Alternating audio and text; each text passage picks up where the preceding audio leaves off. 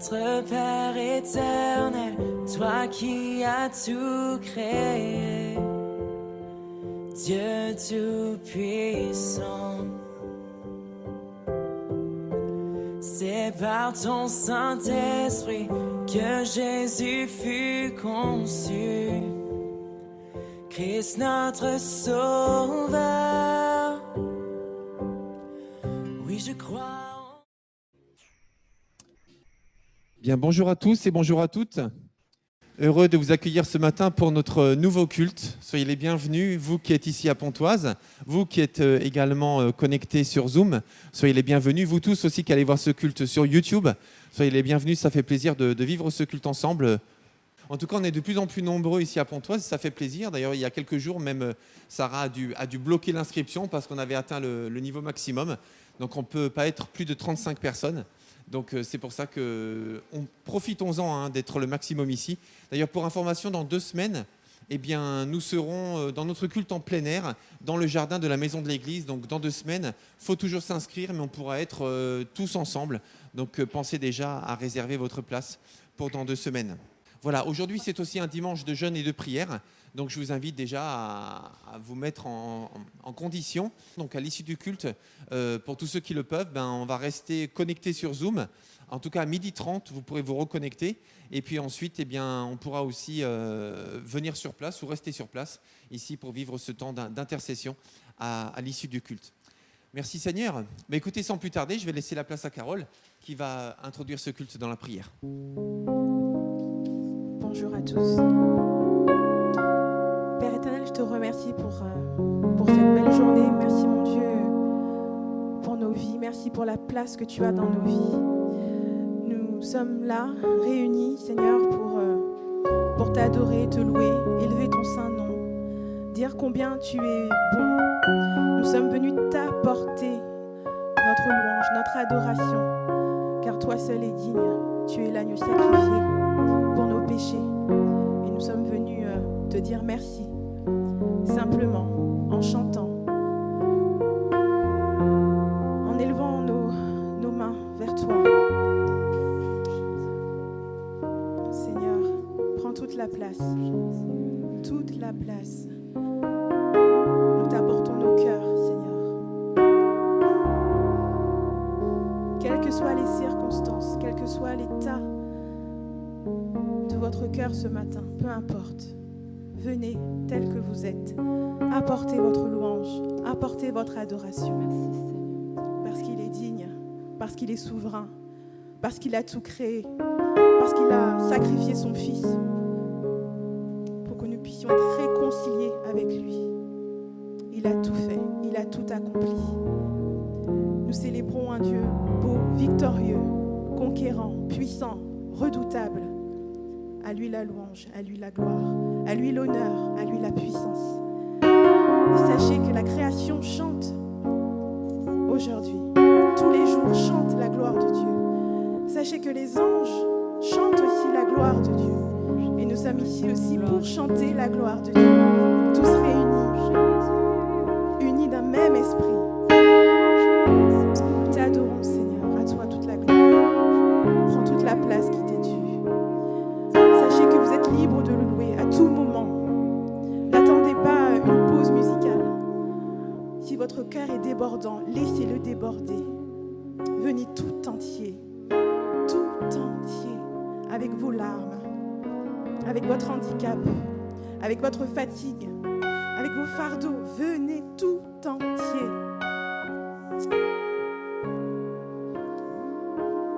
À toi la gloire, Jésus. À toi la gloire, Père Saint. Saint-Esprit, tu es le bienvenu. Amen. Bonjour à tous. On est là pour adorer notre Dieu ce matin. Je vous invite à vous lever. On va accueillir le roi des rois. On va accueillir le Seigneur des seigneurs. On va accueillir le maître de l'univers, notre papa, notre ami, notre tout. Et si vous ne le connaissez pas encore, c'est le moyen de découvrir en fait. On va chanter que nos chants.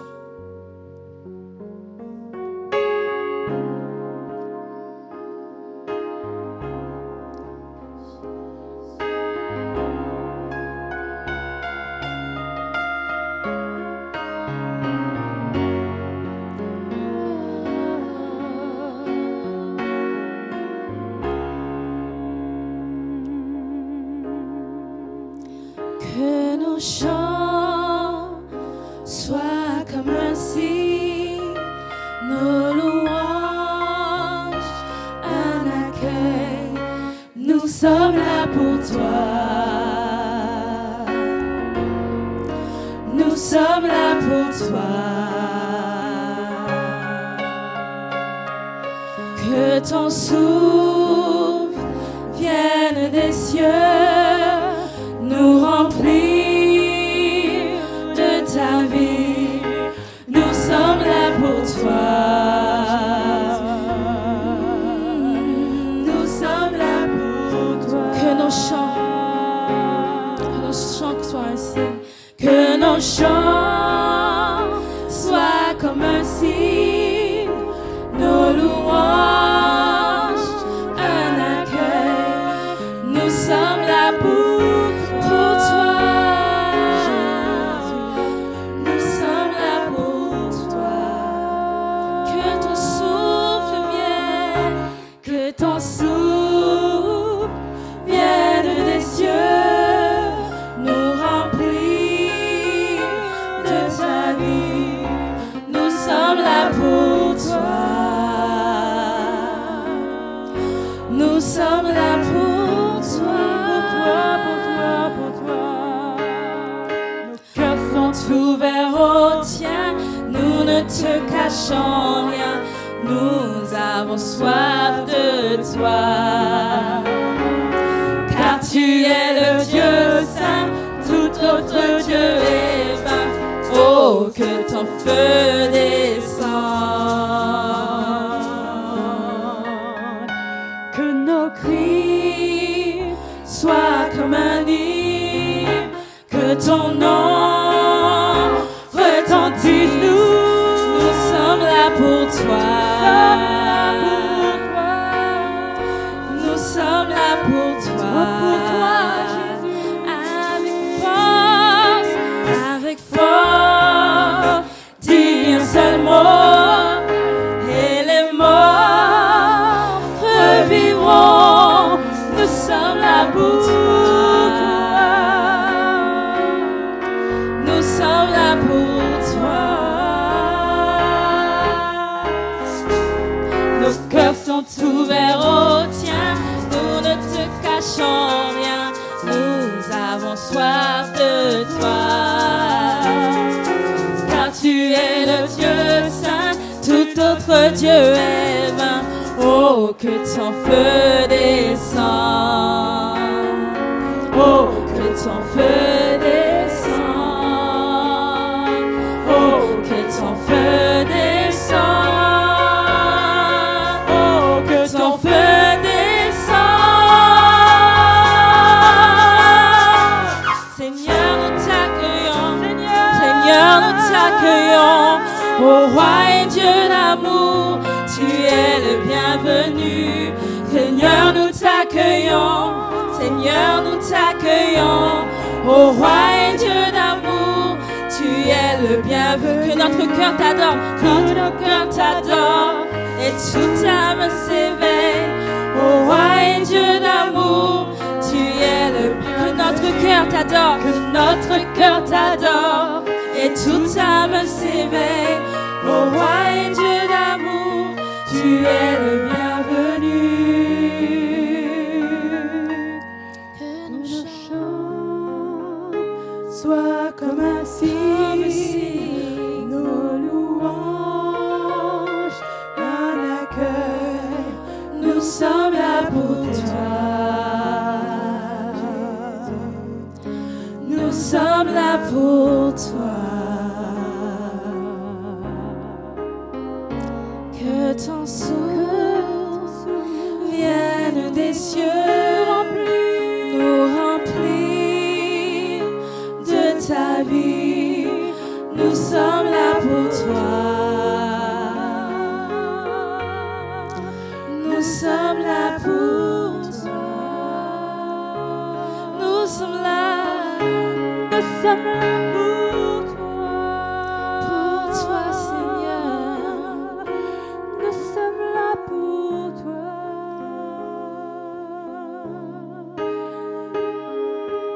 Jésus.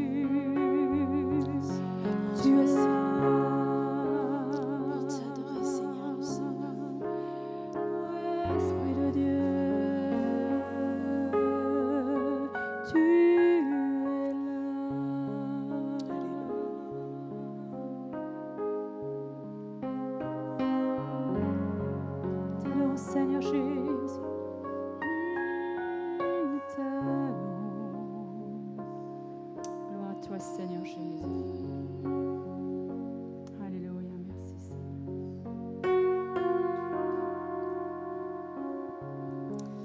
Merci Seigneur pour ta présence ce matin. Merci d'être avec nous. Tu es le Dieu puissant. Et nous voulons vraiment te donner toute la place ce matin et te reconnaître comme pour qui tu es, Seigneur, pour qui tu demeures, un Dieu puissant.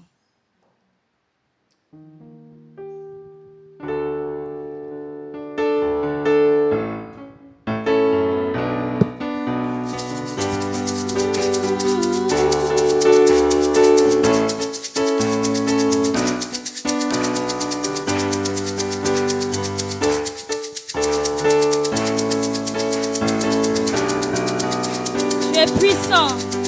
Dieu est puissant, il est juste et grand, il peut tout accomplir, plus grand que nos pensées, plus grand que nos désirs, il a fait de grandes choses, élevé, il a vaincu la mort, oui il vit, mon Dieu est puissant, en son nom.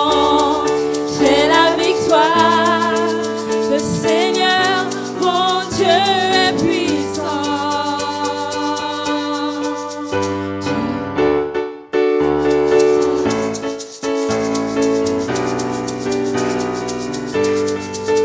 Dieu vit en nous, il est parmi nous, il ouvre la voie, plus grand que nos attentes, plus grand que nos espoirs.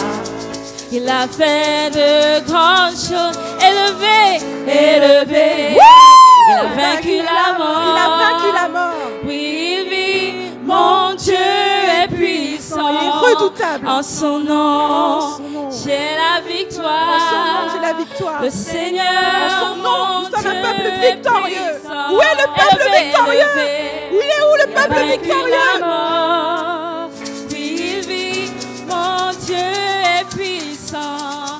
En son nom, j'ai la victoire. Le Seigneur, mon Dieu est puissant.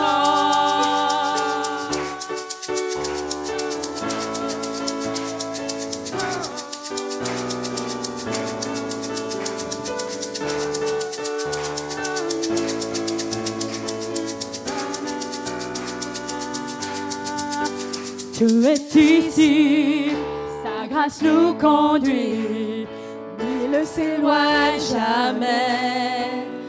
Dieu est pour nous, ses bras sont ouverts, il nous tient dans sa main. Élevé, élevé, il a vaincu la mort.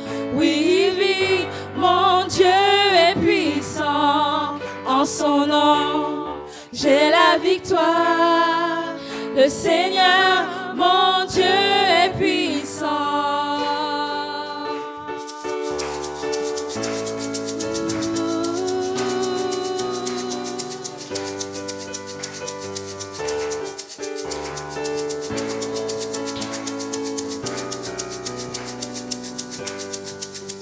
Dieu est ici, sa grâce nous conduit. Il ne s'éloigne jamais, il ne s'éloigne jamais. Dieu est pour nous, ses bras sont ouverts. Il nous tient dans sa main, il nous tient dans sa main. Encore une fois, Dieu est ici, sa grâce nous conduit. Il ne s'éloigne jamais, il ne s'éloigne jamais. Dieu est pour nous, ses bras sont ouverts. Il nous tient dans sa main, il nous tient dans sa main.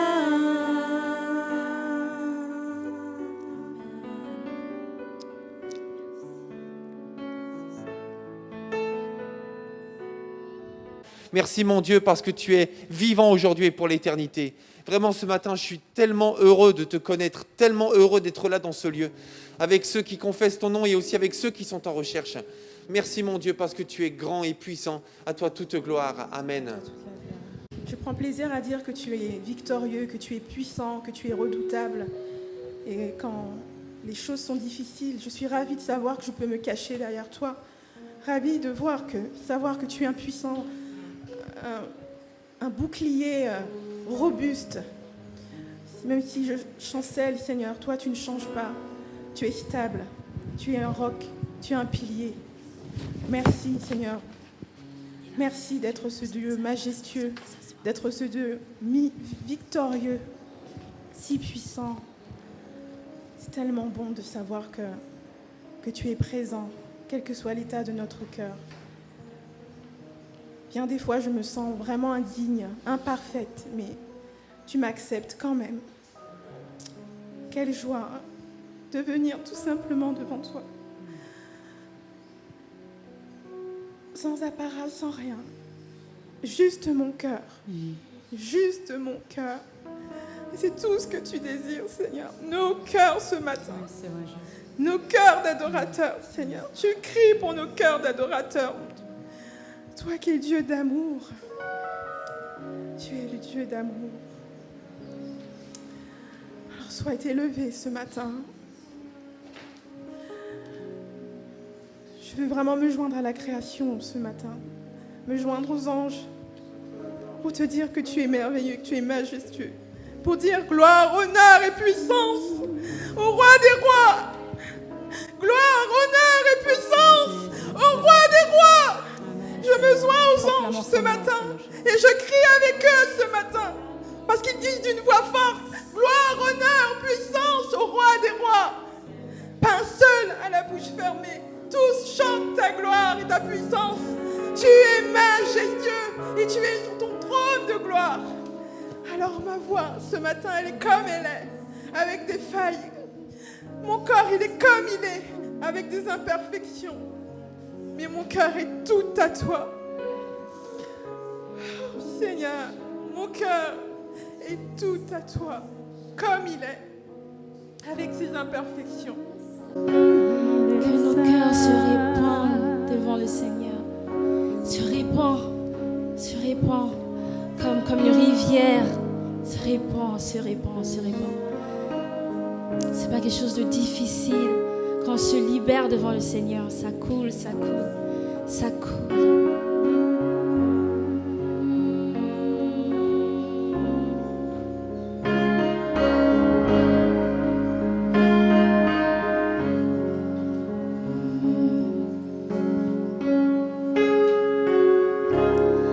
Digne l'agneau sacrifié. Il est saint.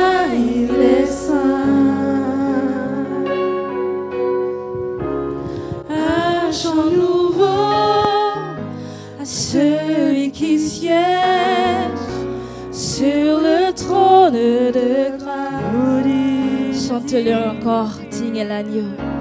Digne l'agneau sacrifié. C'est toi, Jésus. Il est saint.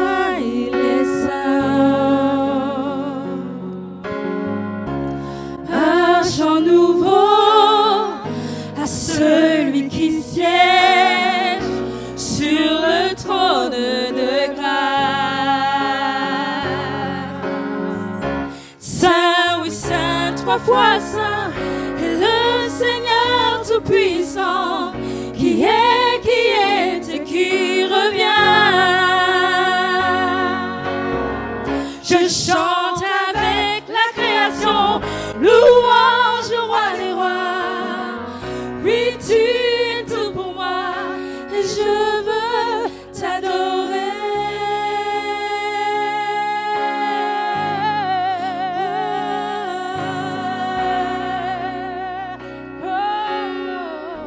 Il y a plus encore, c'est de couleurs, d'un arc-en-ciel, entouré d'éclairs, bruit de tonnerre. Tu es puissant, Jésus. Louange, honneur et puissance, force et gloire sont à toi. Sagesse au roi des rois. Saint, oui, saint, trois fois saint, est le Seigneur tout-puissant, qui est et qui revient.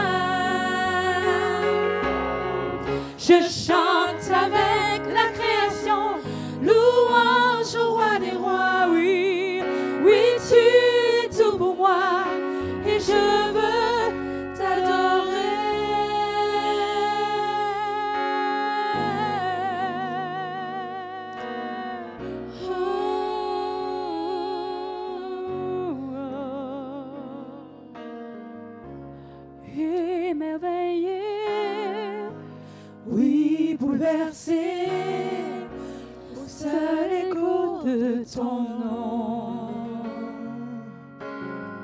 Jésus, ton nom est puissance, soufflez sur nos vies. Oh, quel mystère merveilleux. Saint, oui, Saint, 3 fois Saint, est le Seigneur Tout-Puissant, qui est et qui revient. Je chante avec la création, louange au roi des rois, oui, tu es tout pour moi, et je veux t'adorer.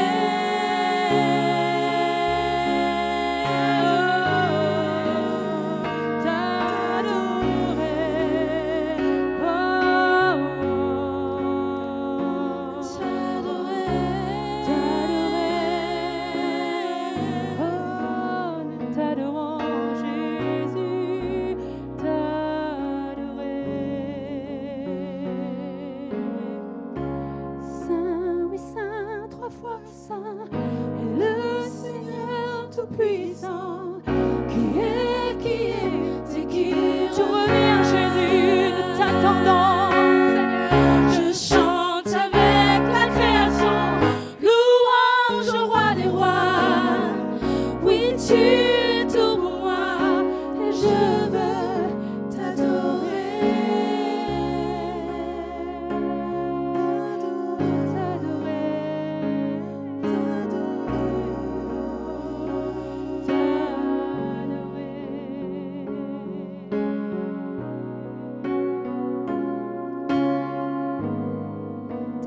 Seigneur Jésus.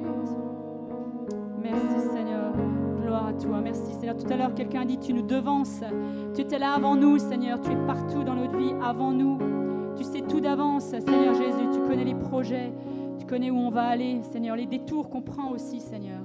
Mais merci parce que tu sais nous rattraper, tu sais nous recueillir et nous parler, Seigneur. Oh mon Dieu, je te remercie parce que tu es devant, derrière moi, à côté de moi. Tu devances, Seigneur, mes pas, mon Dieu, je te bénis, Seigneur. Seigneur, nous voulons t'adorer, Seigneur, avec la création, les anges, la nature, les fleurs, les arbres, tous les animaux qui en permanence sont une louange pour toi, sont une beauté pour toi et t'adorent. T'adorent, Seigneur, juste en étant ce qu'ils sont, ils t'adorent. Ils rendent gloire à ta diversité, à ta multitude de couleurs et de force et de douceur et de forme, ô Seigneur. Alors nous aussi, on ne veut pas garder la bouche fermée ce matin. Pas garder la bouche fermée, mais t'adorer, te dire juste merci. Merci Seigneur, c'est vrai pour cette chaleur, elle est là, mais nous te remercions parce que c'est toi qui fais cette nature. Nous avons ces 4 saisons et je te loue tellement d'avoir ces 4 saisons, Seigneur.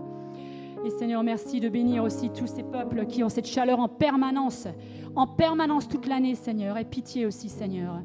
Merci, mon Dieu, pour la pluie, merci pour l'hiver, pour l'automne, merci pour la nature. Merci parce que tu es l'étoile du matin, Seigneur Jésus. Tu es celui qui s'est donné pour nous, qui est venu marcher sur cette terre, nous donner un exemple tellement grand, Seigneur, tellement énorme de sagesse, de comportement, de relation, Seigneur, de miracles, de soumission, oh Seigneur, de toutes sortes de choses qui sont des modèles pour nous. Je te bénis, Seigneur. Merci, Seigneur Jésus. Merci, Seigneur, mon Dieu. Que ton Église te loue ce matin, qu'elle te remercie, qu'elle t'adore, qu'elle reconnaisse combien tu es grand, Seigneur. Et que nos cœurs, c'est vrai, soient tout à toi. C'est ça que tu veux, Seigneur. Nos cœurs à toi, c'est ça que tu veux, Seigneur. Ce que tu veux, c'est nos cœurs, mon Dieu. Tu veux mon cœur, Seigneur Jésus. Tu veux mes pensées, Seigneur. Oh, Seigneur, je te les donne encore ce matin avec tout ce qui ne va pas dedans, tout ce qui est tordu, tout ce qui est vraiment dysfonctionnant, Seigneur. Mais c'est vrai, comme disait Carole, on vient comme on est, Seigneur, devant toi ce matin. Transforme-nous encore, change-nous encore, Seigneur. Alléluia, Jésus.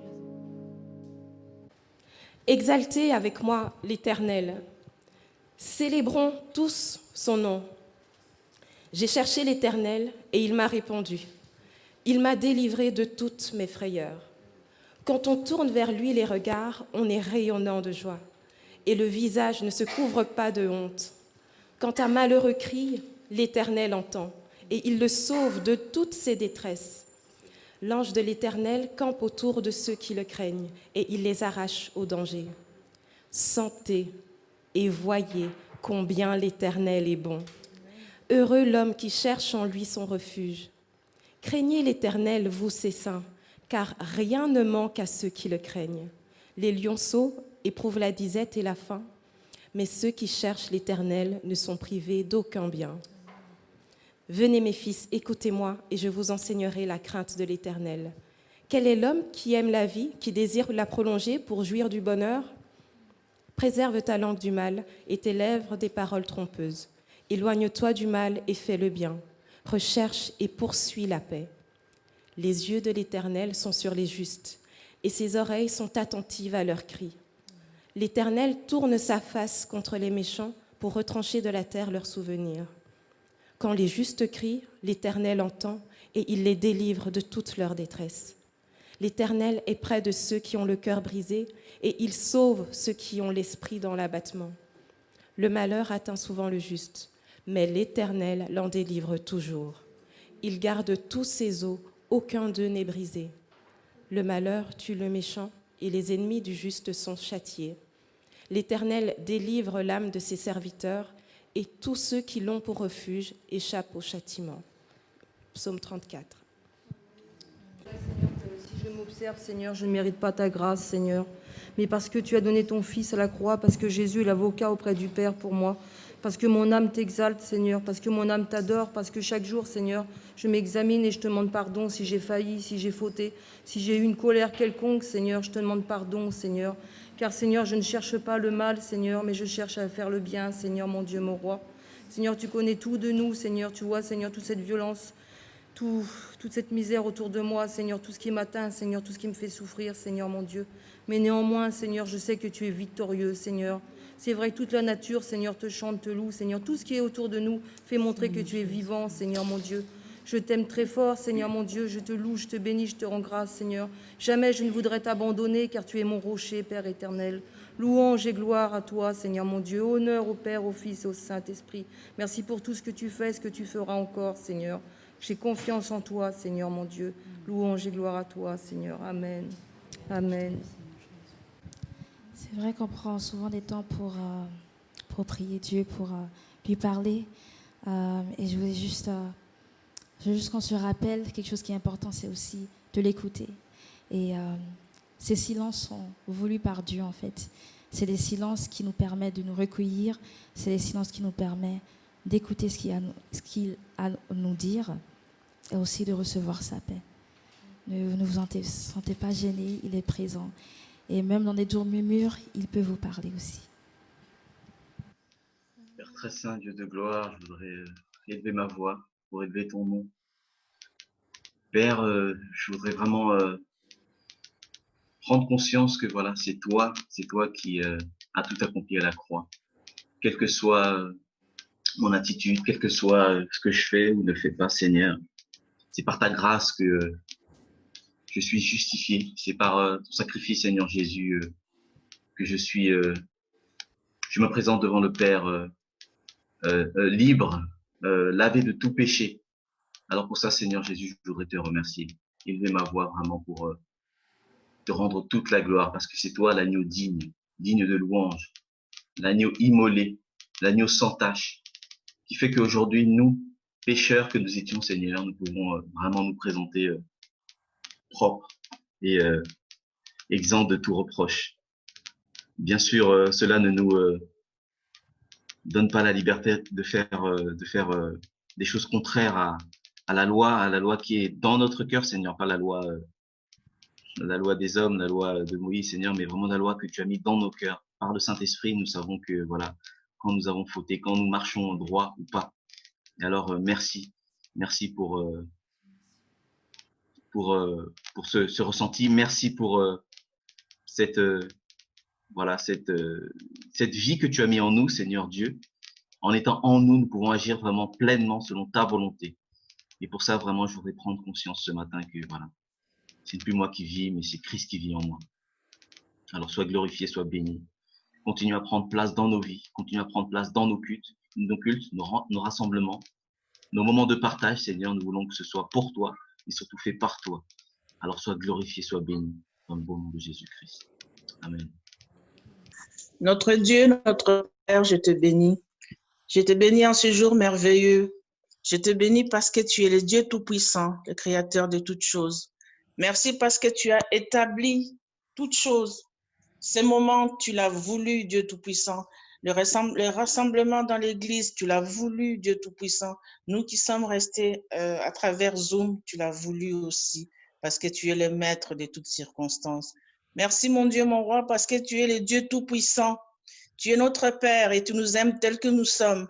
Tu es notre Père et tu mets les choses en place pour chacun de tes enfants tels que nous sommes, mon Dieu, mon roi. C'est ça ta grandeur. Merci, Père, parce qu'aujourd'hui, nous sommes réunis à travers le monde pour te louer, pour élever nos voix, pour te dire que tu es notre Père, que tu nous aimes et que tu es celui qui pardonne nos péchés. Tu es celui qui nous prend tels que nous sommes et qui nous relève. Tu es celui qui fait des promesses et qui réalise. Tu es celui qui donne quand on te demande. Tu es celui qui nous fait trouver quand on cherche. Merci, mon Dieu. Merci pour cette journée merveilleuse. Même si nous n'avons pas l'habitude de ce soleil, mais merci quand même parce que tu es Dieu. Merci pour ton Fils unique. Merci pour toute la création. Merci, mon Dieu, encore une fois pour ces cultes qui manifestent la gloire envers ta grandeur. Sois béni, mon Dieu. Sois élevé au-dessus de toutes choses parce que tu trônes au-dessus de toutes choses. Tu es notre Père et pour cela, je te rends gloire. Merci, mon Dieu. Merci pour ton Fils qui est venu nous sauver, qui nous a rapprochés de toi. Merci pour cet amour infini qui a été manifesté sur la croix. Merci pour la victoire que nous avons. Merci parce que tu es Dieu et que tu es notre Père aussi. Et que tu es le Père qui a donné son Fils unique pour nous, pour encore une fois manifester sa grandeur et son amour immense. Merci. J'ai prié ainsi au nom de Dieu, au nom de Jésus-Christ. Amen. Les premières paroles disent oui, nous voulons être, parce que vous le voyez là, oui, nous voulons être un peuple embrasé, l'église que ton cœur attend. C'est quand même un sacré engagement. Mais si vous sentez que c'est dans votre cœur d'être embrasé pour le Seigneur, vous souhaitez tout simplement l'être, je vous invite à vous lever pour qu'on chante ce dernier chant ensemble, de tout notre cœur, de tout notre être.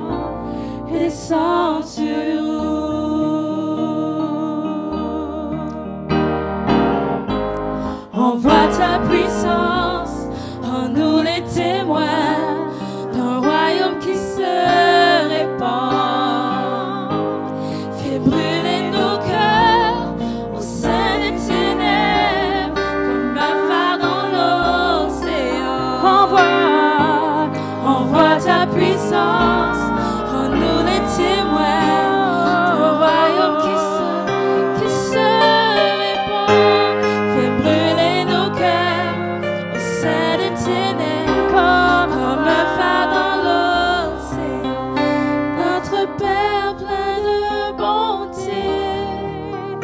Dieu de tendresse et de grâce, pour ce monde que tu as tant aimé, fais briller sur nous ta face, Esprit de Dieu,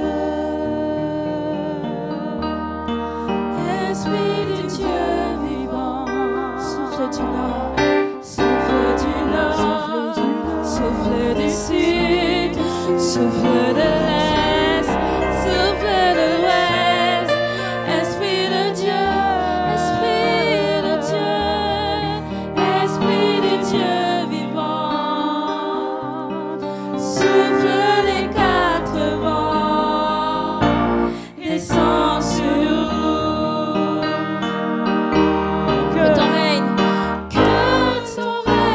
vienne, ta volonté soit faite sur la terre comme au ciel, sur la terre comme encore une fois. Que ton règne vienne, ta volonté soit faite sur la terre comme au ciel, sur la terre comme au ciel, sur la terre comme au ciel, sur la terre comme au ciel.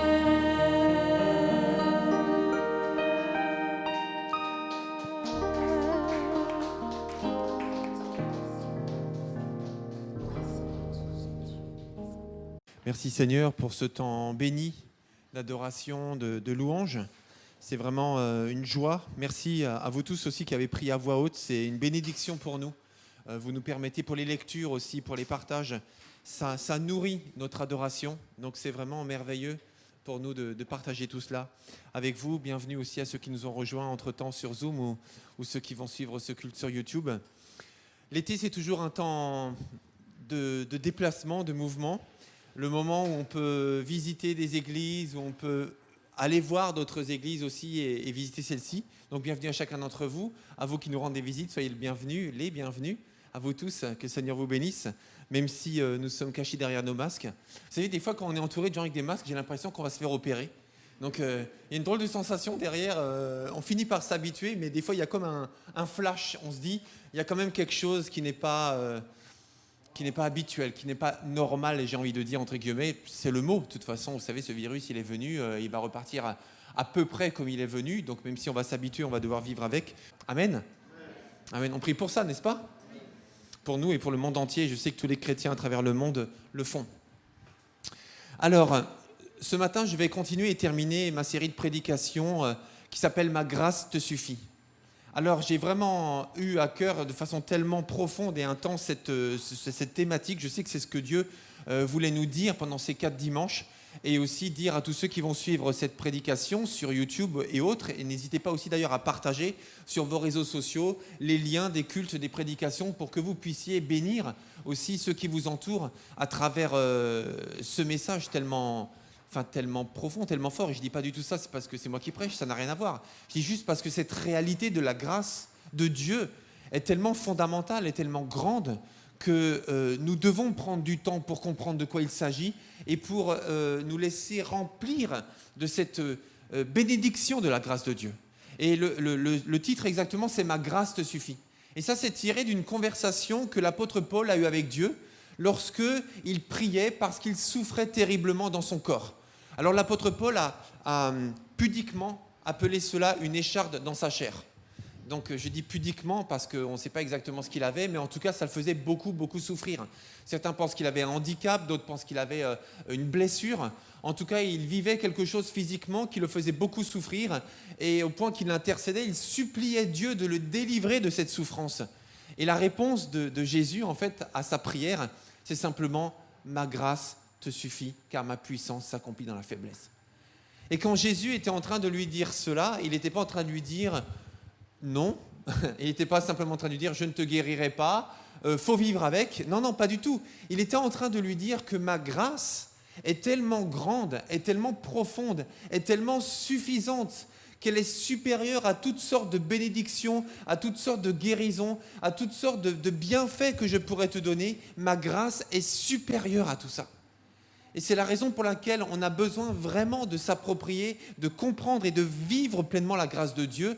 Alors pour vous, si vous êtes chrétien, bien sûr, c'est nécessaire pour vous de vraiment comprendre et s'approprier du fond du cœur de quoi vous êtes au bénéfice. Et en même temps, pour ceux qui ne sont pas encore chrétiens, eh bien, c'est l'occasion pour vous de vraiment vous arrêter pendant un instant et puis de pouvoir aussi méditer sur cette réalité spirituelle qui transforme toute une vie et pour l'éternité. Ma grâce te suffit. Alors, comme c'est le dernier dimanche sur cette thématique-là, en tout cas pour cette série, bien sûr, parce qu'on revient tout le temps sur la grâce de Dieu, eh bien, je voudrais quand même remettre en perspective la prédication de ce matin en faisant un rappel en 2 minutes, donc 120 secondes, des 3 autres dimanches sur lesquels j'ai prêché sur cette thématique. Donc le premier sujet, c'était il y a 5 semaines. Le sujet, c'était « Est-ce que bien était suffisamment bien ?» Et là, on a vu qu'aux yeux de Dieu, on ne sera jamais à la hauteur par nos propres performances de mériter l'amour de Dieu et la générosité de Dieu. Donc la grâce de Dieu, c'est d'abord quitter nos propres performances et accepter la générosité de Dieu parce qu'on ne sera jamais à la hauteur et donc nous ne pouvons pas juger qui que ce soit dans ses fautes, dans ses défauts, dans ses manquements parce que nous-mêmes, comparés à Dieu, on n'est pas plus à la hauteur que l'autre que l'on estime insuffisant, tout simplement. Donc ça, c'était le premier sujet. Ensuite, le deuxième sujet, il y a 4 semaines, c'était « Prêche-toi l'évangile à toi-même ». Souvent, nous pensons que l'évangile est destiné à ceux qui ne sont pas encore chrétiens, mais nous avons vu à quel point on a besoin nous-mêmes de vivre la bonne nouvelle du salut en Jésus-Christ au quotidien, et parce que sinon, très vite, on pourrait passer à autre chose et croire que ça ne nous concerne plus. On a vraiment besoin de vivre et de revivre, de laisser l'évangile pénétrer au plus profond de notre être. Et je vous ai parlé de ce livre qui est une bénédiction qui s'appelle « L'évangélisation des profondeurs » et qui parle vraiment de ce que Dieu fait en profondeur pendant toute une vie à travers son évangile. Le troisième sujet, c'était il y a 2 semaines, s'appelait « Nous sommes disciplinés par sa grâce ». Et là, je vous ai expliqué, avec la parole de Dieu, bien sûr, à quel point la grâce n'est pas une sorte de brouillard flou de la générosité de Dieu dans laquelle Dieu n'attend rien de nous, mais nous donne tout simplement. C'est au contraire, la grâce, c'est aussi ces moments où Dieu nous éduque, en fait, à travers sa grâce. Et on a pris l'exemple de ces passages dans la Bible qui disent que tout parent qui aime son enfant l'éduque et le corrige. Et la grâce de Dieu ne veut pas dire qu'il nous donne tout et nous, on ne fait rien, mais ça veut simplement dire que nous avons aussi besoin de progresser, de grandir, d'avancer, de marcher de progrès en progrès, comme dit la Bible. Et donc, nous devons laisser l'éducation de Dieu faire son travail en nous. Il y a quelqu'un pour dire amen à ça ? Amen. Vous savez, quand je vois des yeux se fermer au-dessus d'un masque, ça veut dire que vous êtes en train de vous endormir. Et je le vois. Donc, restons attentifs et concentrés malgré la chaleur.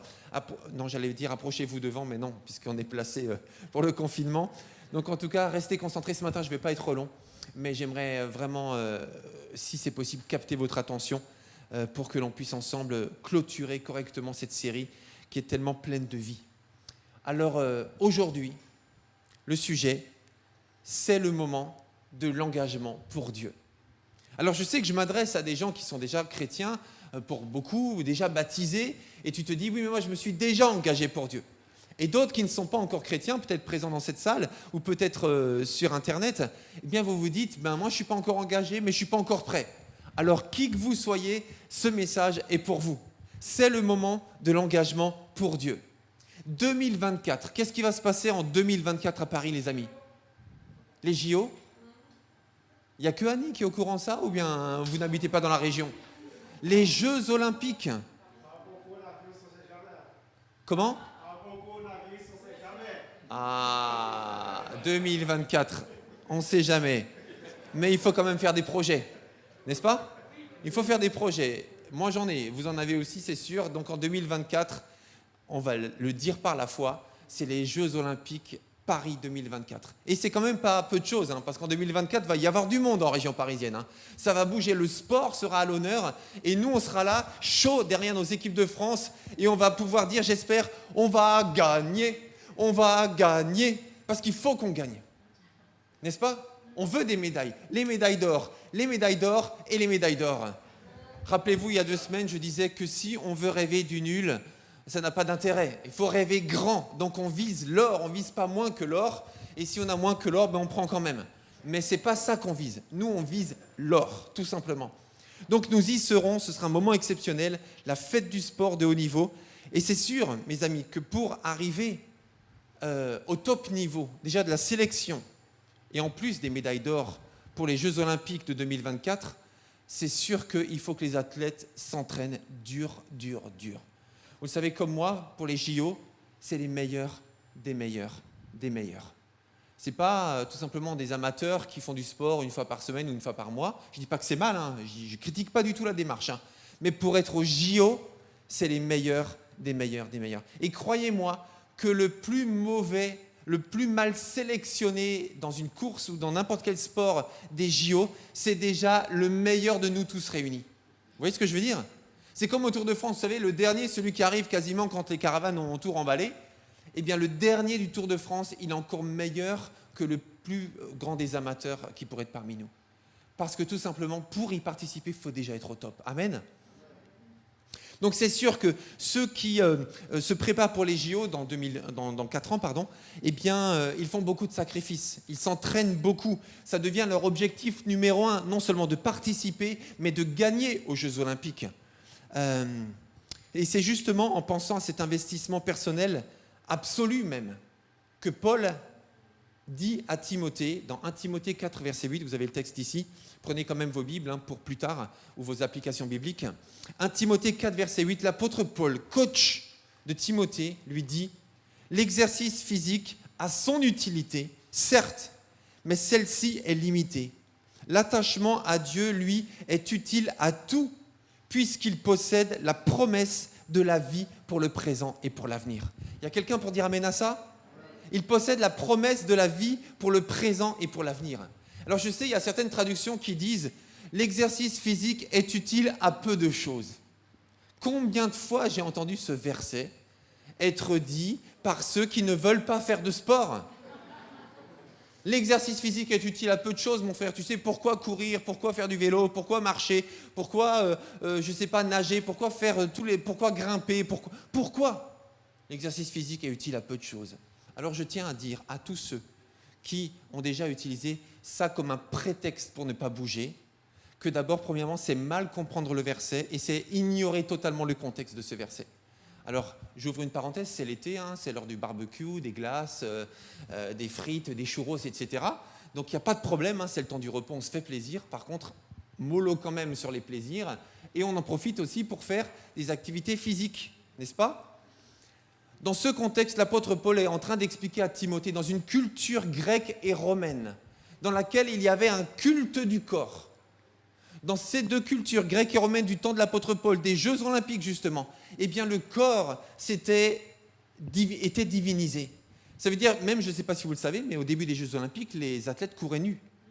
Parce qu'il fallait voir les corps, il fallait voir les muscles. Je m'arrête là.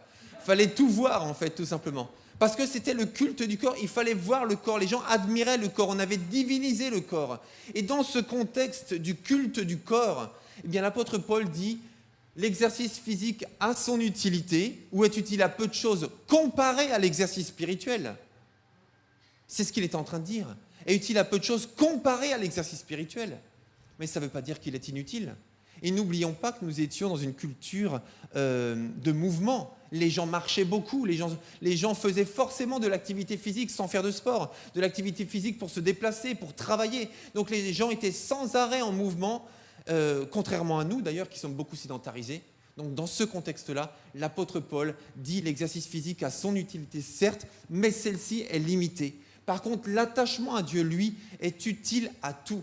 Et donc l'apôtre Paul est en train de dire à Timothée, toi qui connais les Jeux Olympiques, toi qui connais ce contexte de la culture du sport, eh bien toi tu es un athlète de Dieu dans ta vie spirituelle qui est bien plus noble, bien supérieur et bien plus durable que l'exercice physique et que les athlètes qui courent pour une couronne corruptible. Amen. J'espère que vous êtes chaud ce matin. Enfin, chaud, vous l'êtes forcément d'ailleurs, parce que moi aussi, je suis chaud. Mais du fond du cœur. Alors, Paul dit aussi dans 2 Timothée, chapitre 2, verset 5, « L'athlète n'est pas couronné s'il n'a pas combattu suivant les règles. » Et l'apôtre Paul dit, rappelez-vous, dans le contexte de la grâce, dans laquelle on n'est pas en train d'essayer de prouver des choses à Dieu. On n'est pas dans la dynamique de la performance.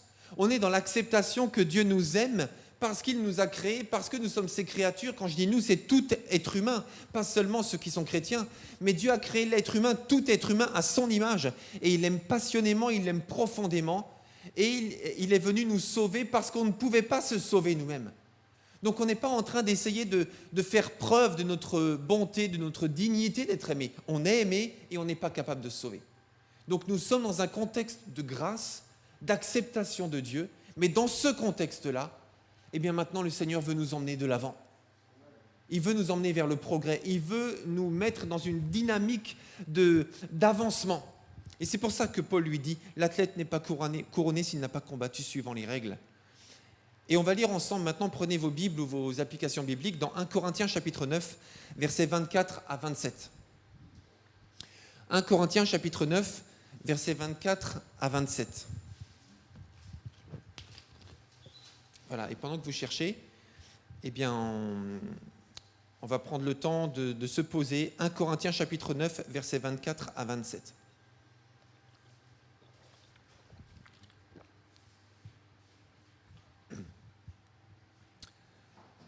Donc c'est toujours l'apôtre Paul qui parle. Rappelez-vous le coach de Timothée, entre autres. On va en parler tout à l'heure, mais l'apôtre Paul, c'était une bombe atomique. Pardonnez-moi l'expression, mais c'était vraiment une fusée. L'apôtre Paul, on va en parler tout à l'heure, il y a vraiment eu un avant et un après. C'était une fusée déjà avant de donner sa vie à Christ, mais après, c'était une fusée pour d'autres raisons qui ont tout changé pour lui. 1 Corinthiens 9, versets 24 à 27. Donc là encore, Paul prend la même image, donc JO 2024, et il dit, ne savez-vous pas que sur un stade, donc encore l'image du sport, vous me suivez? Ok. Donc sur un stade, tous les concurrents courent pour gagner. Et cependant, un seul remporte le prix.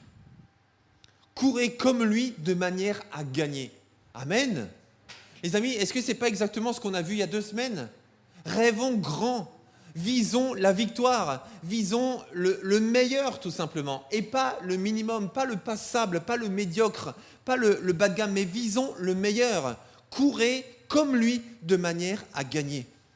Tous les athlètes s'imposent une discipline sévère dans tous les domaines pour recevoir une couronne qui pourtant sera bien vite fanée, alors que nous aspirons à une couronne qui ne flétrira jamais. Amen. Il y a quelqu'un pour dire amen à ça? Amen. Disons amen un peu plus fort pour que je vous entende. Amen. Merci Seigneur. Une couronne qui ne se flétrira jamais. C'est pourquoi, dit Paul, si je cours, ce n'est pas à l'aveuglette. Et si je m'exerce à la boxe, ce n'est pas en donnant des coups en l'air. Je traite durement mon corps. Je le maîtrise sévèrement, de peur qu'après avoir proclamé la bonne nouvelle aux autres, je ne me retrouve moi-même disqualifié. Amen. Et voyez-vous, l'apôtre Paul était dans le contexte de la grâce. Il savait qu'il était accueilli par Dieu. Il était conscient, et il le dit souvent dans ses lettres, qu'il ne se sentait pas digne d'être appelé apôtre, parce que lui-même avait persécuté les chrétiens.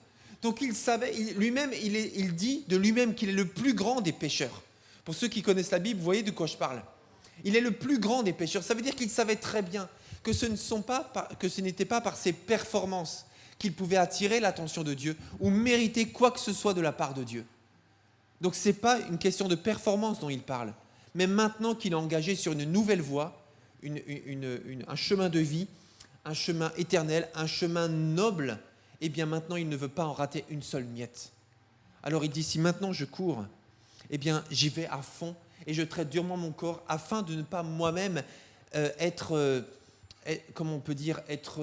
sous-investi, afin de ne pas vivre dans la médiocrité, mais de donner le meilleur de moi-même, tout simplement parce que c'est ma manière d'honorer Dieu et de lui rendre gloire. Amen. Pour faire des progrès dans ma relation avec Dieu et dans la maturité, un haut niveau d'engagement est indispensable.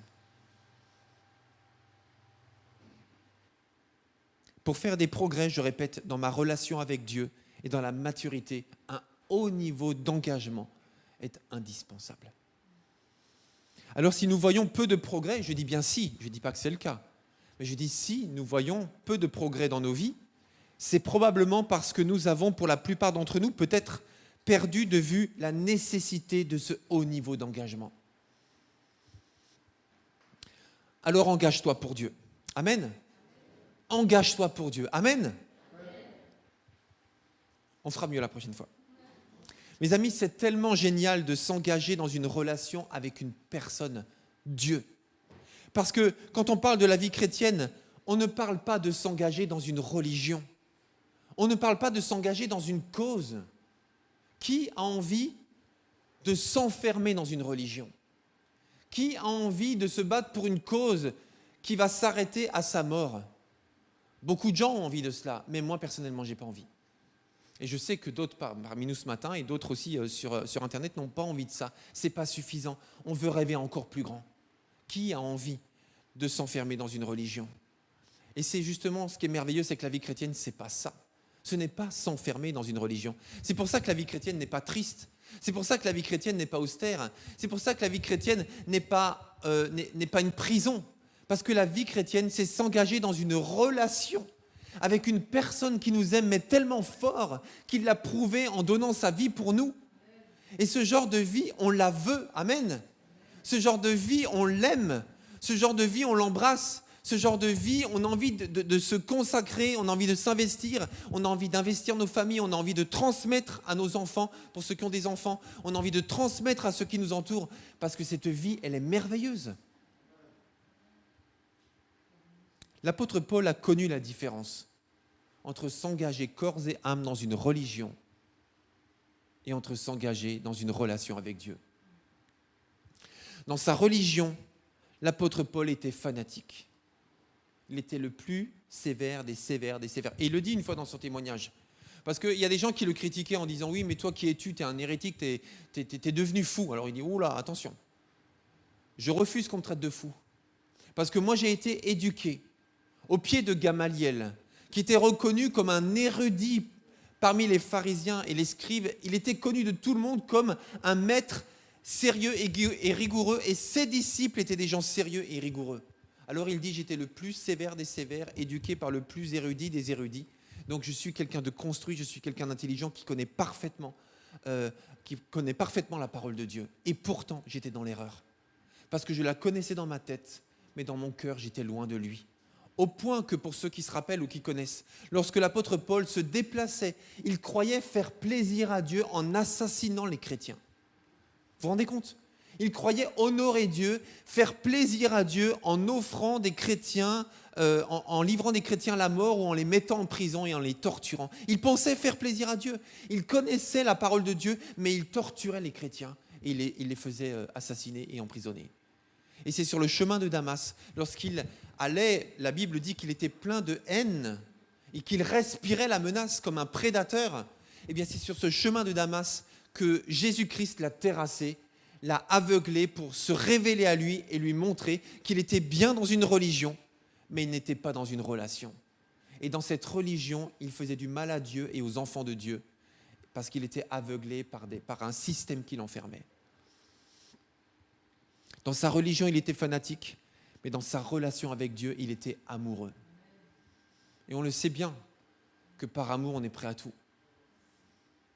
C'est vrai ou pas? Les amoureux. Bon, les anciens amoureux, sinon, rappelez-vous comment c'était au début.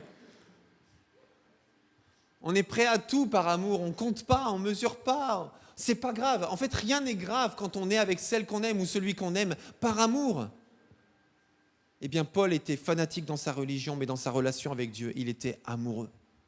Et dans la lettre de Paul aux Romains, dans le chapitre 1 à 11, Paul fait une exceptionnelle même présentation de l'Évangile. Et juste après le chapitre 11, Paul s'intéresse et parle de l'aspect pratique de la vie chrétienne. Et il commence à faire un vibrant appel à l'engagement total pour Dieu.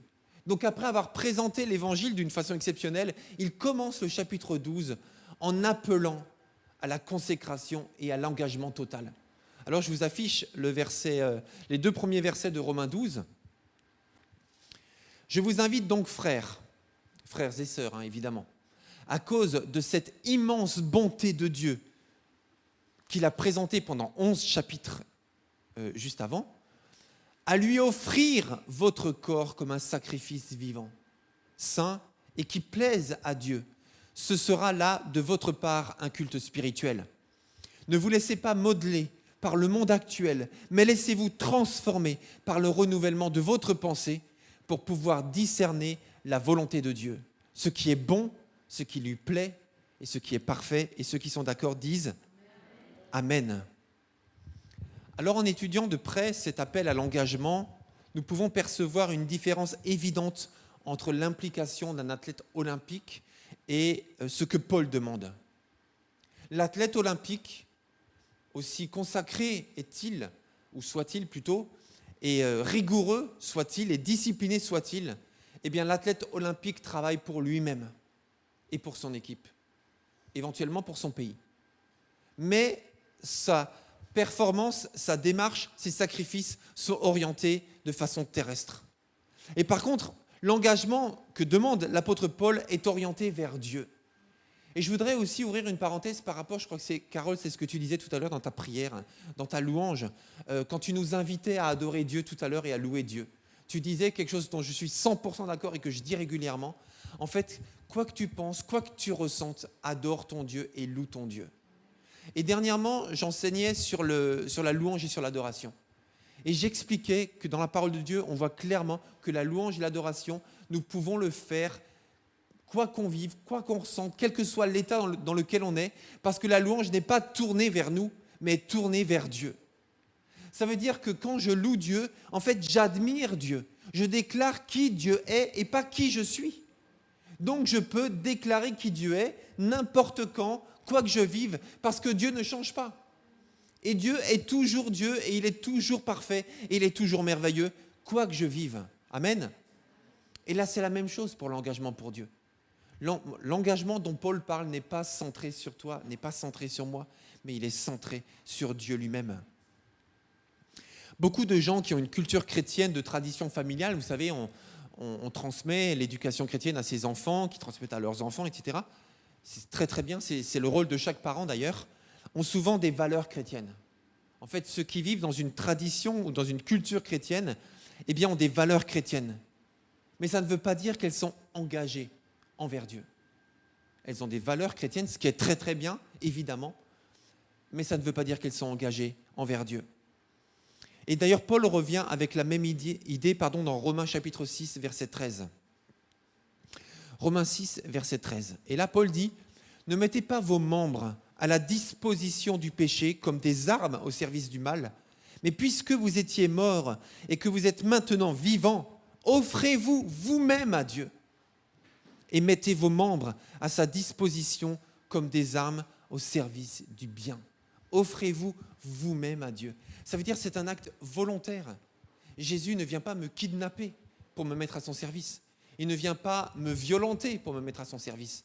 Mais il m'appelle et il me dit « Engage-toi totalement pour moi. » Si tu ne t'engages pas totalement pour moi, tu auras des regrets et tu seras frustré. Et cela jusqu'à ce que tu t'engages totalement pour moi. Ça ne remet pas en cause ma grâce. Mais malgré ma grâce, si tu ne t'engages pas totalement pour moi, tu vas vivre à moitié ta vie chrétienne et tu seras frustré et triste. Alors, offre-toi totalement à moi, te dit le Seigneur. C'était la semaine dernière, le sujet de l'étude biblique, c'était ne plus être sous l'emprise de la chair, mais sous celle de l'esprit. Ne plus être sous l'emprise de la chair, mais sous celle de l'esprit. Et là, nous avons vu à quel point ce que la Bible appelle la vieille nature, qui est traduit de différentes manières selon les traductions, la traduction, en fait, certainement la plus juste dans le contexte de l'enseignement du Nouveau Testament, c'est plutôt l'homme livré à lui-même. L'homme livré à lui-même. Voilà les fruits que produise l'homme livré à lui-même. Ça veut dire lorsque je refuse de me soumettre à Dieu, lorsque je reste indépendant, ce sont mes instincts naturels qui prennent le dessus. Ça ne veut pas dire que c'est toujours mauvais d'un point de vue visible ou intellectuel. Ça peut être bon aussi. Mais quand je laisse mes instincts me guider, eh bien, c'est souvent à côté de la volonté de Dieu. Au minimum, à côté. Et souvent, c'est même à l'encontre de la volonté de Dieu. Engage-toi entièrement pour Dieu. Engage-toi totalement pour Dieu. Mon engagement pour Dieu ne veut aucune exception. Alors, je sais que c'est radical ce que je dis ce matin, mais c'est bien d'être radical. Il faut être entier. Amen. Quand on n'est pas entier, on a l'impression qu'on est flou, on est fuyant, comment on peut dire, on est à côté d'une consécration totale. Et je répète pour les JO, vous savez, les sportifs qui sont à moitié, ils ne sont même pas qualifiés de toute façon. Ils n'y vont même pas. Alors la médaille d'or, on oublie. Donc effectivement, mon engagement pour Dieu ne veut aucune exception. C'est vrai que nos vies ne sont pas parfaites, évidemment, on le sait, on le dit, tout le monde le dit, personne n'est parfait. Je ne parle pas de perfection ce matin. Je ne dis pas que tu dois être parfait, sinon tu n'es pas un bon chrétien. Ce n'est pas du tout ça que je dis. De toute façon, nous ne sommes pas parfaits, évidemment, puisque même nos meilleures actions sont toujours teintées, malheureusement, même entachées, malheureusement, par le péché. Mais lorsque l'apôtre Paul nous pousse à un engagement qui ne laisse la part à aucune exception, ça veut dire que nous ne pouvons pas et ne devons pas cultiver le péché d'aucune manière. En fait, tous les actes contraires à la volonté de Dieu que nous commettons, eh bien, ça doit être à chaque fois un accident. Mais ça ne peut pas être volontaire ou cultivé. Vous savez, quand on parle d'un jardin secret, quand on parle de mon péché mignon, quand on parle de ma vie cachée, mais d'après l'apôtre Paul, ça ne doit pas exister. Alors, je propose qu'on lise 1 Jean chapitre 3, versets 9 et 10. 1 Jean 3, versets 9 et 10. 1 Jean 3, versets 9 et 10. Alors, est-ce que quelqu'un a la traduction de la Colombe ou la Louis II 1910 ? 1 Jean, oui, vous avez le texte. Qui c'est qui a la Colombe ou la Louis II 1910 ? Ok, bon. Ah, je vois là-bas. Ok, j'arrive. 1 Jean 3, versets 9 et 10. Tu pourras nous lire, Manouchka. Quiconque est né de Dieu ne pratique pas le péché, parce que la semence de Dieu demeure en lui. Et il ne peut pécher, parce qu'il est né de Dieu. C'est par là que se font reconnaître les enfants de Dieu et les enfants du diable. Quiconque ne pratique pas la justice n'est pas de Dieu, non plus que celui qui n'aime son frère. C'est bon. Merci. Quiconque est né de Dieu ne pratique pas le péché. Ou quiconque est né de Dieu ne pêche pas, disent certaines traductions. Alors si vous avez lu la Bible, en tout cas le Nouveau Testament en entier, vous êtes forcément un jour ou l'autre tombé sur ce verset. Et j'imagine que, de par notre nature, on est assez rapidement passé au verset suivant. Et on a essayé de négliger celui-ci parce qu'on se dit, non, quand même, là, celui qui est né de Dieu ne pêche pas ou ne pratique pas le péché. C'est un peu trop fort quand même parce qu'on n'est pas parfait. Donc forcément, tôt ou tard, eh bien, nous commettons des actes imparfaits, nous pensons de façon imparfaite, ou alors nous manquons de faire ce qui est juste. C'est aussi ça le péché, c'est ne pas faire ce qui est bien. Donc, celui qui est né de Dieu ne pêche pas. Qu'est-ce qu'on fait avec ce verset ? Il est dans la Bible, comme les autres. Alors, j'ai volontairement demandé la traduction 1910 parce qu'elle laisse croire que le chrétien ne pêche jamais, mais ce n'est pas ce que dit ce texte. Alors, j'ai la traduction du Semeur qui dit « Celui qui est né de Dieu ne s'adonne pas au péché ». Ou ne pratique pas le péché. Ne pratique pas, ça veut dire volontairement, ne commet pas volontairement ce qui est contre la volonté de Dieu. C'est ce que dit clairement l'apôtre Jean. Il dit que si je suis chrétien, eh bien je ne peux pas, ou je ne peux plus, ou je ne veux plus volontairement faire le mal. Et ça, c'est la vie chrétienne normale. Je ne veux plus, je ne peux plus volontairement faire le mal. Et ça, c'est un passage radical, n'est-ce pas ? C'est que moi qui pense ça ou c'est un passage radical. Je ne peux pas, je ne veux pas, je ne peux plus volontairement faire le mal. Et pourtant, soyons honnêtes, on connaît au moins une personne chrétienne chez qui c'est le cas. Pas nous, bien sûr, pas nous. Mais on connaît quelqu'un. Et des fois, ce quelqu'un de connu, c'est nous, par quelqu'un d'autre, évidemment. Donc, quelqu'un connaît de nous, découvre en nous quelqu'un qui, des fois, volontairement fait le mal. Mais encore une fois, l'apôtre Jean présente les choses de façon radicale, parce que c'est ça l'objectif. L'objectif, ce n'est pas la médaille de bronze. L'objectif, c'est la médaille d'or, mes amis. L'objectif, ce n'est pas le minimum. L'objectif, ce n'est pas de rater. L'objectif, ce n'est pas d'être sauvé comme au travers du feu. L'objectif, ce n'est pas juste d'être sauvé de l'enfer, mais vraiment tout juste, tout juste. L'objectif, c'est d'être un enfant de Dieu, épanoui dans la volonté de Dieu, qui accomplit la volonté de Dieu au maximum de ce que l'Esprit de Dieu fait en lui et qui n'a aucun regret à la fin de sa vie parce que Dieu aura eu carte blanche dans sa vie. C'est ça l'objectif, c'est tout de Dieu en nous. Amen. Pas le minimum pour être juste sauvé de l'enfer, mais le maximum de Dieu en nous. Il y a quelqu'un pour dire amen à ça? Jean présente les choses par opposition radicale.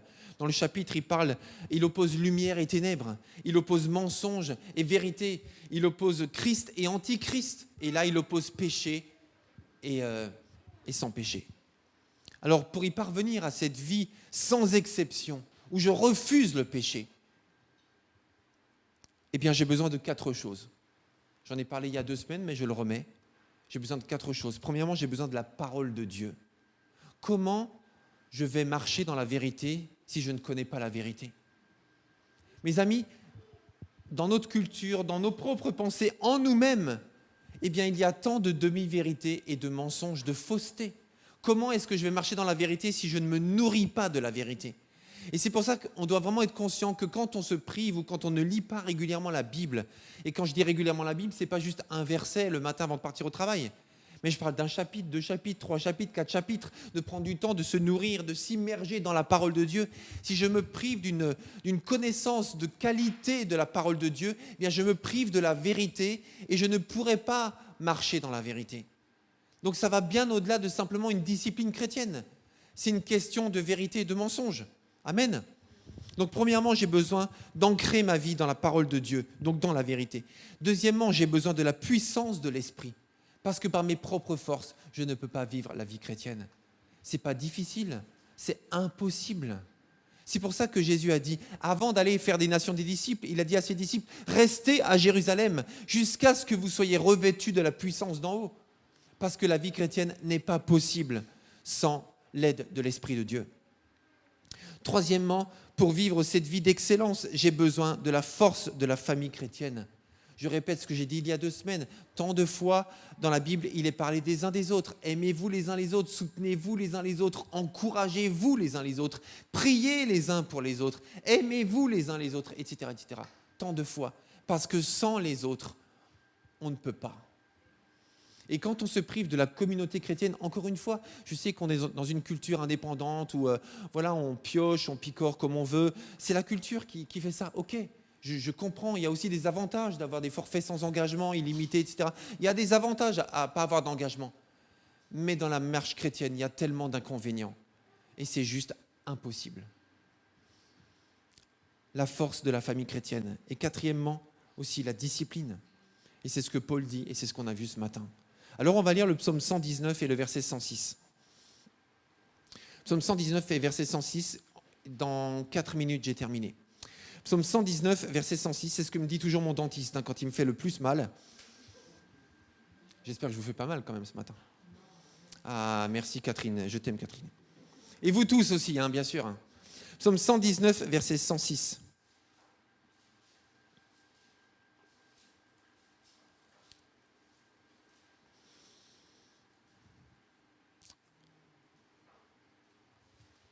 J'ai promis solennellement et je tiendrai promesse d'obéir à tes justes lois.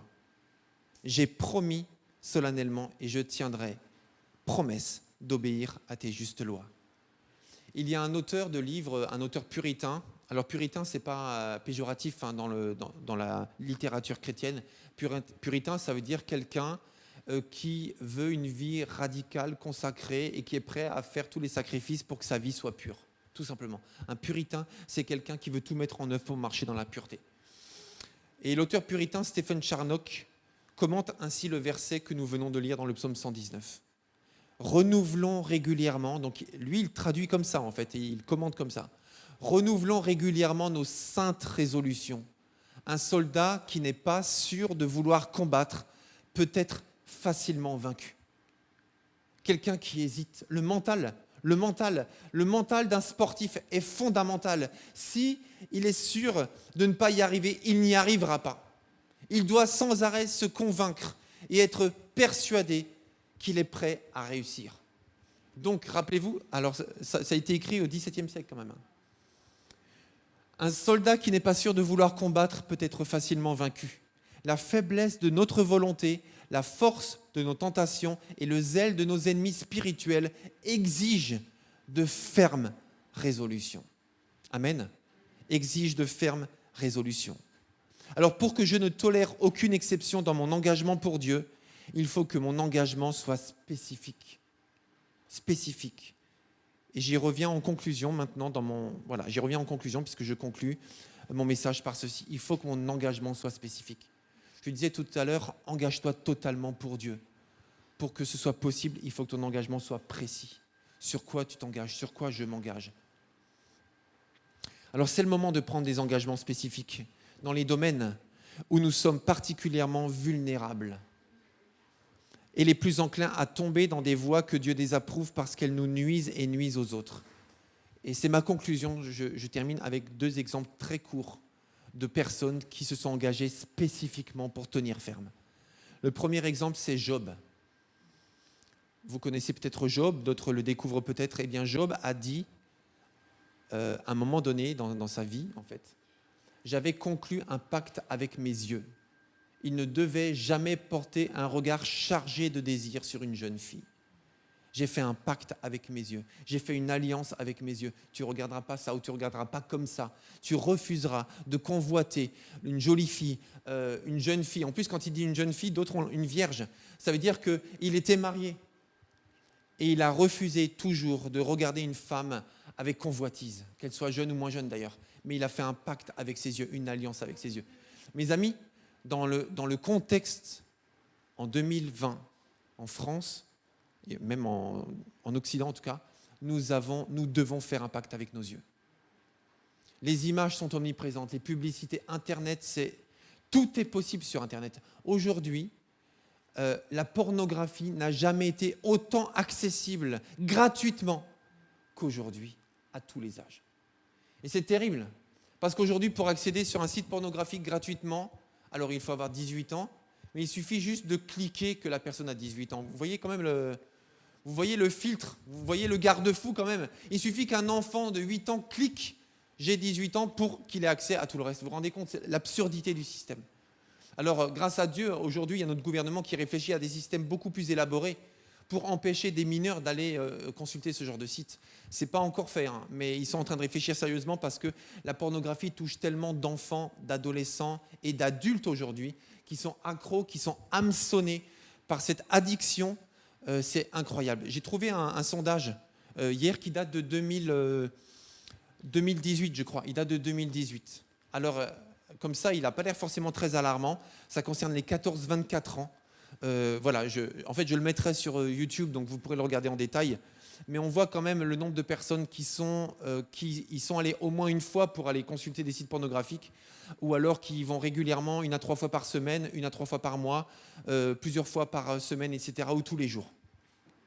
Mais c'est un vrai défi aujourd'hui pour les hommes, pour les femmes, pour les jeunes, pour les enfants, de se positionner, faire une alliance avec ses yeux. Et là, on parle de sites classés comme pornographiques, mais on ne parle pas de tous les autres sites ou de toutes les autres images qui sont accessibles sans rentrer dans ces statistiques. Donc, faire un pacte avec ses yeux. Deuxième exemple, c'est Daniel. Daniel, dans le chapitre 1, verset 8, il est dit que Daniel prit dans son cœur la résolution de ne pas se rendre impur en consommant les mets du roi et en buvant de son vin. Il supplia le chef du personnel de ne pas l'obliger à se rendre impur. Et là, c'est le défi de la consommation. De la consommation alimentaire, bien sûr, mais de la consommation de contenu sur Internet. Je ne parle pas de pornographie, mais de la consommation. En fait, mes amis, des fois, c'est comme si on était saturé, si on était gavé de nos achats, de nos nourritures, de notre consommation de contenu, des réseaux sociaux. On a l'impression qu'on n'a pas le temps, on a l'impression qu'on manque d'argent, on a l'impression qu'on n'a plus tellement de relations de qualité avec les gens parce qu'on est saturé de consommation. Le défi de la consommation. De nombreuses tentations pour consommer plus, notre argent nous file entre les doigts et nous en manquons souvent même pour l'œuvre de Dieu parce que nous l'avons gaspillé à gauche et à droite. Marcher dans l'intégrité est un vrai défi. Ne pas tricher, ne pas tromper. Alors je vais terminer en vous proposant un défi. C'est un appel que je vous lance ce matin. Je vous propose de faire passer ces feuilles. Oups, voilà, prenez-en une chacun. Et sur cette feuille, je vous propose un défi. Pour être spécifique, pour que ton engagement soit entier pour Dieu, je propose que tu écrives une liste des tentations pour lesquelles il faut que tu prennes un engagement solide de résister et de les refuser. Donc il y a des domaines dans nos vies dans lesquels nous sommes fragiles, dans lesquels nous sommes sensibles, et nous devons les nommer, nous devons les détecter, nous devons les reconnaître et prendre l'engagement de ne plus les commettre avec l'aide de Dieu, parfois avec l'aide de professionnels aussi, avec l'aide de l'église de Pontoise, avec l'aide de votre pasteur ou de gens compétents, peu importe. Mais je dois me positionner. Alors, s'il vous plaît, voilà. Comment ? Non, la caméra, elle est là. Voilà, c'est ça. Donc, ne prenez pas cette feuille pour vous ventiler le visage, s'il vous plaît. Merci. Prenez autre chose, la main par exemple, mais ça c'est trop sérieux pour vous ventiler le visage avec. Par exemple, tu es tenté, je prends quelques exemples que vous pourriez mettre dessus, ce ne sont que des exemples. Tu es tenté de payer le moins cher possible, quitte à tricher. C'est voilà, parce que tu veux, économiser ton argent, donc tu es tenté de payer le moins cher possible, quitte à tricher. Par exemple, payer en liquide sans facture. Les artisans qui te le proposent, et ils te le proposent presque tous. On me l'a proposé hier encore. J'ai dit non, je veux une facture, mais monsieur, ça va vous coûter le double. Je paierai le double. Et là, j'ai transpiré comme ça. Je ne voulais pas payer le double, mais je ne voulais pas tricher. Donc, j'ai payé le double. Voilà, tout simplement. Donc, si on te propose une astuce pour que tu payes moins cher, et ça arrange tout le monde, refuse si c'est de la triche. Ou tu es tenté de gonfler tes notes de frais pour tes déplacements professionnels. Ou tu es tenté de surdéclarer un sinistre à ton assurance pour pouvoir payer, pour pouvoir être mieux indemnisé et payer moins de franchise. Toutes ces choses, ce sont des tentations réelles auxquelles nous sommes confrontés. Eh bien, si c'est ta tentation, note-le. Ou tu es tenté à boire de l'alcool à la moindre occasion pour la sensation que cela te procure. Si c'est ta tentation, eh bien, note-le. Ou tu es tenté de faire des détours sur des sites à caractère pornographique. Si c'est ta tentation, note-le. Ou alors tu es souvent en colère. Eh bien, si tu es prompt à la colère, eh bien, note-le là-dessus. Ou tu es tenté de dénigrer facilement les gens parce que tu as besoin de valorisation. Alors note-le parce que c'est ton piège. Ou alors tu cherches à tout prix une relation amoureuse parce que tu ne supportes pas d'être seul, quel que soit le prix. Eh bien, alors note-le. Alors je vous propose la prière pour terminer cela. Et je vous invite en tout cas à le noter aujourd'hui, soit à la fin du culte, ou soit avant ce soir, mais notez-le aujourd'hui parce que ce qui ne sera pas fait aujourd'hui ne sera pas fait demain non plus. Je vous invite à vous lever à votre place si vous le voulez bien et j'aimerais terminer cette prédication par la prière. Gloire à toi Jésus. Merci Seigneur. Si je vous invite à vous lever, c'est parce que c'est une façon aussi de se positionner, de se tenir ferme et de dire Seigneur, moi je veux prendre une décision ce matin. Seigneur mon Dieu, je te remercie pour ce cheminement à travers ces 4 prédications sur la grâce. Ma grâce te suffit. Ta grâce est plus grande et plus profonde que n'importe quoi d'autre. Merci Seigneur mon Dieu parce que tu es un grand Dieu et tu nous sauves au prix de ta propre vie. Alors ce matin, tu nous appelles à consacrer notre vie tout entière sans exception, sans tolérer, sans vouloir, sans s'aménager des exceptions. Sans s'aménager des territoires dans lesquels nous refusons que tu regardes, sans s'aménager des jardins secrets ou bien des péchés mignons. Ce matin, tu nous invites, tu nous pousses, tu nous demandes, à travers l'apôtre Paul, à une consécration totale. C'est ce que nous voulons, c'est ce que je veux. Seigneur, je veux viser le meilleur et pas le passable. Je veux viser le top et pas le médiocre. Seigneur, nous voulons avoir de l'ambition pour toi, Seigneur. Nous voulons être consacrés totalement en toi. Alors, Seigneur, aide-nous aussi à remplir cette fiche afin que nous puissions honnêtement, devant toi et devant toi seul, avec transparence, détecter ces tentations qui sont nos fragilités, ces pièges dans lesquels nous sommes tombés si souvent et dans lesquels nous tombons régulièrement. Aide-nous, Seigneur, à les détecter, à les nommer, à les écrire et aujourd'hui à nous positionner contre cela avec ton aide, avec la puissance de ton esprit, la vérité de ta parole, la force de la communauté des chrétiens et également la discipline pour ne pas retomber dans ces mêmes pièges. Alors Seigneur, nous accueillons ce matin ta présence et ton esprit. Saint-Esprit, aide-nous à marcher dans la vie chrétienne avec force, avec autorité. Nous t'aimons, Seigneur, nous t'aimons tellement fort. Seigneur, nous ne voulons pas être enfermés dans une religion, mais nous voulons une relation amoureuse avec toi, Seigneur. On ne veut pas que la vie chrétienne se résume à des rites, on ne veut pas que ça se résume simplement à des habitudes, même si les habitudes sont bonnes. Mais nous voulons cultiver cette relation amoureuse avec toi, Seigneur, qui ne tolère pas l'infidélité. Alors à toi toute gloire, à toi toute autorité, à toi toute reconnaissance ce matin, au nom puissant de Jésus. Et tous ceux qui sont d'accord avec cela disent Amen. Alléluia, merci Seigneur. Est-ce qu'on peut rendre gloire à Dieu et applaudir le Seigneur qui mérite nos vies tout entières? Merci Seigneur, à toi la gloire et à toi l'honneur, à toi toute autorité. Merci Jésus parce que tu es merveilleux et fidèle. Au nom puissant de Jésus, Amen. On va reprendre un dernier chant. On va chanter à nouveau Esprit de Dieu. Je pense que ce serait bien de vraiment, avec les paroles et avec le message qu'on a reçu ce matin, de se positionner aussi encore et de vraiment déposer ce vœu, cette prière à Dieu. Oui, nous voulons être un peuple embrasé.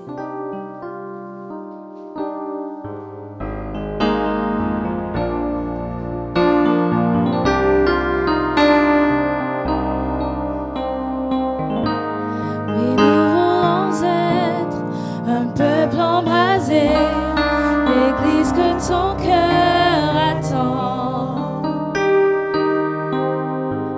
viens briser nos chaînes, détruire notre orgueil, Seigneur, fais-le maintenant. Oui, nous voulons être un peuple embrasé, l'église que ton cœur attend. Chaîne, détruis notre orgueil, Seigneur, fais-le maintenant. Notre Père plein de bonté, nos cœurs à toi s'abandonnent. Pour ce monde que tu as tant aimé, Seigneur, voici nos couronnes. Esprit de Dieu,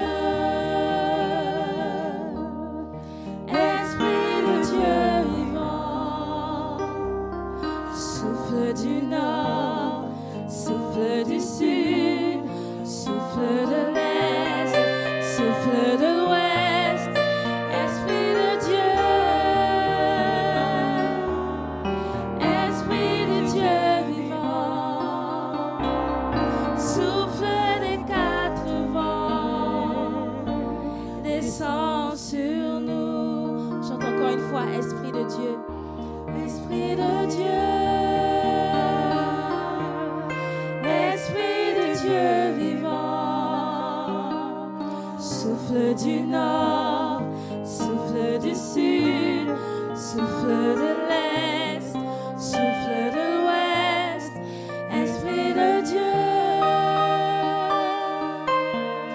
Esprit de Dieu vivant, souffle des quatre vents, descend sur nous.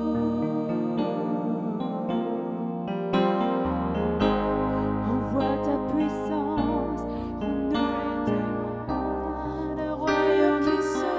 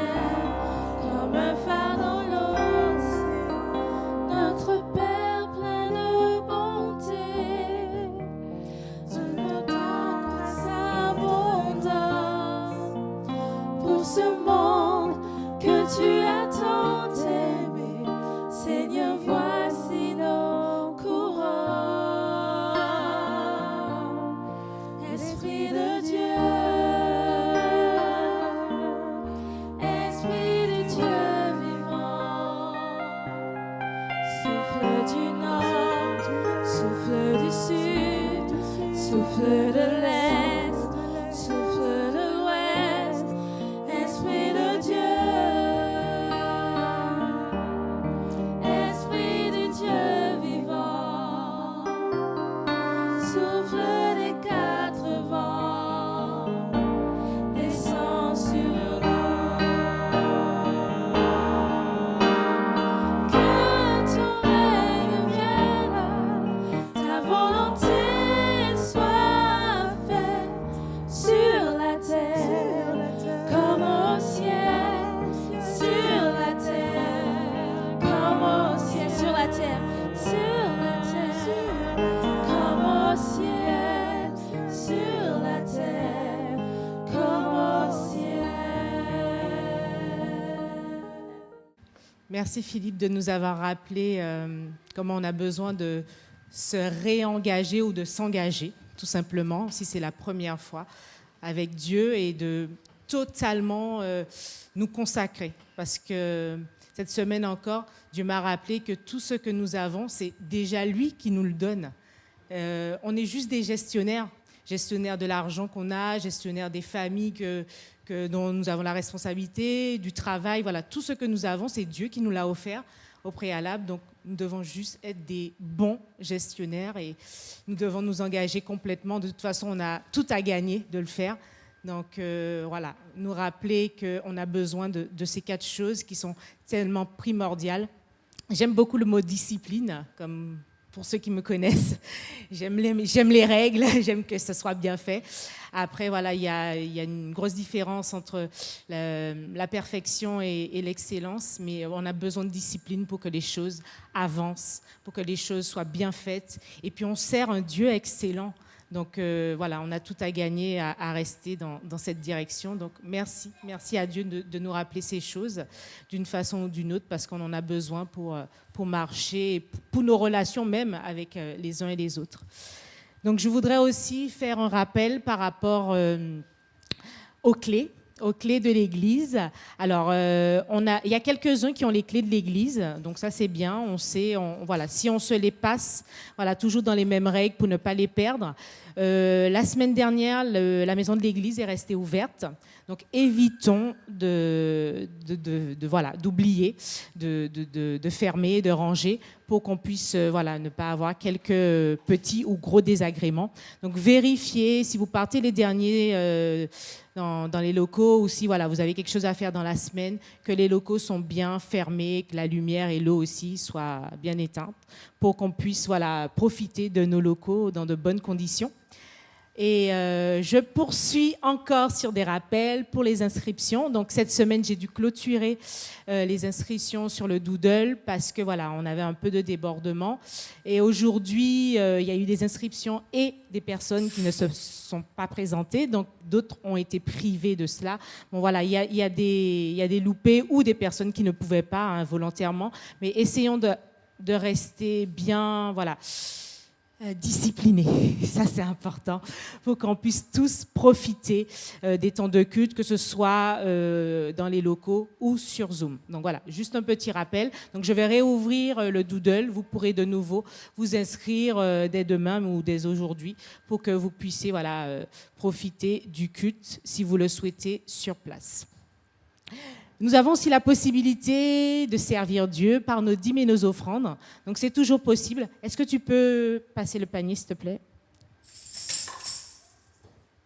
Donc, vous qui êtes à distance, vous avez encore la possibilité de faire un virement ou passer par Hello Asso via la carte bancaire. Comme ça, vous pourrez, dès votre retour, remplir l'enveloppe. Donc, vous qui êtes sur place, n'oubliez pas de compléter vos enveloppes. Toute la partie pendant le confinement que vous n'avez pas pu remplir, c'est possible. Vous pouvez en prendre des enveloppes en avance pour pouvoir mettre à jour les dîmes et nous dire où vous voulez affecter vos dons. Cette semaine, donc, il y a une particularité. Nous aurons que le culte ce dimanche à 10h30. Il n'y aura pas d'études bibliques, cette semaine, parce que, tous les intervenants ne seront pas présents, donc nous nous rencontrerons directement dimanche à 10h30 sur un culte mixte, Donc, soit sur place, soit par Zoom, selon ce que vous pouvez faire. Mais n'oubliez surtout pas de vous inscrire avant vendredi midi. Aujourd'hui, nous avons notre jeûne et prière à l'issue du culte. Donc, comme Philippe vous a rappelé, dès 12h30. Donc, si vous êtes sur Zoom, vous pouvez continuer à rester connecté. Mais à 12h30, nous commencerons notre temps de jeûne et de prière. Levons-nous pour prier ensemble, pour ceux qui le peuvent. Je veux te remercier, Seigneur, pour ces temps bénis, ces temps où tu as encore parlé, ces temps où tu as déposé des choses sur nos cœurs, ces temps où tu nous as rappelé des choses, où tu as mis le doigt sur certaines choses pour les uns, pour les autres. Tu sais nous parler, tu sais nous reprendre en douceur, ou tu sais faire les choses en ton temps. Merci pour ces temps où nous avons apporté nos louanges, notre adoration, nos cœurs. Tu connaissais ou tu connais toujours l'état de nos cœurs, mais tu nous acceptes tels que nous sommes, comme ça a été rappelé. Tu nous permets de venir vers toi, quelle que soit la saison que nous pouvons vivre. Tu es là et tu es toujours là et tu seras toujours là. Merci. Merci de bénir le reste de cette journée, ces temps d'intercession, que tu puisses écouter et prendre tout ce que nous te présentons et que nous puissions aussi ne pas avoir peur de venir à toi pour t'apporter ce que nous avons, ce que nous souhaitons, ce que nous avons plus profond de nos cœurs, même si nous n'arrivons pas toujours à l'exprimer. Merci de conduire toute cette semaine, qu'elle soit sous ton regard béni, que tu puisses bénir et conduire tous ceux qui partent en vacances, qui reviennent de vacances et qui sont toujours en vacances, ou ceux qui ne peuvent pas et qui travaillent, que tu puisses accompagner chacun dans chacune des situations, que chaque famille, chaque couple ou chaque personne dans son foyer soit conduit par toi durant cette semaine et que tout soit pour ta gloire. Nous t'adorons, te glorifions, nous te remettons toutes choses, nous te soumettons toutes choses. En ton nom, amen. Bon après-midi, bonne semaine, soyez bénis. Oui, je crois à la vie éternelle. Je crois que d'une vierge il est né. Je crois à la communion des saints et en ta sainte Église. Oui, je crois à la résurrection quand Jésus reviendra.